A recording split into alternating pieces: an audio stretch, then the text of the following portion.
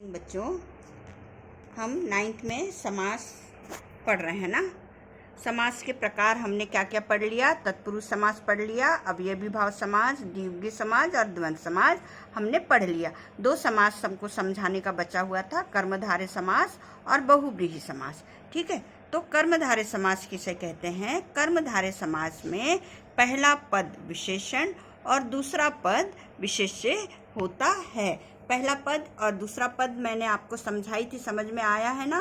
पहला पद विशेषण, समास में पहला पद विशेषण और दूसरा पद विशेष्य होता है ना, विशेष्य होता है। अथवा एक उपमान और दूसरा पद उपमेय होता है। जैसे यहाँ पे उदाहरण मैं दी हूँ, ये समस्त पद, ये समास विग्रह है ना। नीलांबर, नीला है जो अंबर है ना, कर्मधारय समास।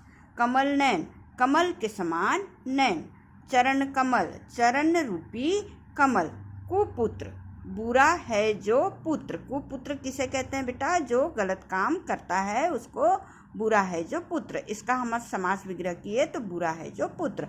नीलकमल, नीला है जो कमल। महादेव, महान है जो देव। तो ये कर्मधारय समास में जो एक कर्म का होना होता है और पहला पद विशेषण होता है और दूसरा पद क्या होता है? विशेष्य होता है। जैसे अंबर विशेष्य है, इसका हमको कर्म हो रहा है कि नीला, अंबर क्या है? नीला है ना।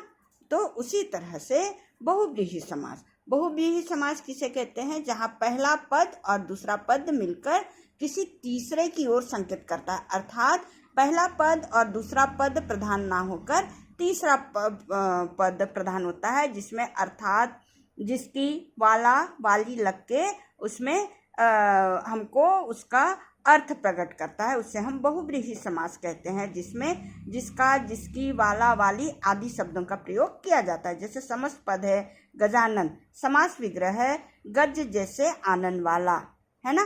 कौन है? गणेश। तो ये बहुव्रीहि समास हुआ बेटा, है ना। त्रिलोचन, 3 आँखों वाला शिव, बहुव्रीहि समास हुआ। उसी तरह से नीलकंठ, नीला कंठ है जिसका शिव। पीताम्बर, पीले वस्त्र वाला कृष्ण। लंबोदर, लंबोदर लंबा उदर है जिसका गणेश। घनश्याम, घन के समान काला है जो, अर्थात कृष्ण। ठीक है, समझ गए? तो हमारा ये 6 प्रकार कंप्लीट हो गया बेटा। इसमें मैंने आपको अलग अलग 2-2 करके मैंने आपको समझाई थी, वो आपका कंप्लीट हो गया। अब थोड़ा सा देखें बहुव्रीहि और कर्मधारय में क्या अंतर है, इसको ध्यान से समझना। कर्मधारय समास में ध्यान से समझना इसे। कर्मधारय समास में दूसरा पद प्रधान विशेष्य होता है तथा पद उस विशेष्य के विशेषण का कार्य करता है। जैसे महावीर, ये समस्त पद है ना। उसको अगर हम समास विग्रह करेंगे, महान है जो वीर, ध्यान देना, ठीक है। महान है जो वीर, यहाँ वीर क्या है? विशेष्य है और वीर का विशेषण है महान। ठीक है, समझ में आ गया? उसको हम कर्मधारय समास कहते हैं। और बहुव्रीहि समास क्या है? इसमें दोनों पद मिलकर किसी तीसरे पद का की ओर संकेत करते हैं, उसका अर्थ बताते हैं। जैसे महान वीर है जो, ठीक है, महान वीर है जो अर्थात हनुमान, है ना। और कर्मधारय में क्या है कि महावीर में महान है जो वीर, ठीक है। और इसमें महान है जो, महान वीर है जो अर्थात हनुमान। समझ में आ गया बहुव्रीहि समास और कर्मधारय समास में अंतर? यहाँ पे एक उदाहरण मैं दी हूँ। जैसे ये कमल नयन को हम बहुव्रीहि समास में कैसे लिखेंगे और कर्मधारय में कैसे लिखेंगे? जैसे कमल नयन है, कर्मधारय में कैसे लिखेंगे? कमल जैसे नयन। और बहुव्रीहि क्या होगा? कमल जैसे नयनों वाला, अर्थात कृष्ण। समझ गए? इसमें अर्थात किस लिए, क्या, वाला लग के हम उसको बहुव्रीहि समास में समास विग्रह करते हैं।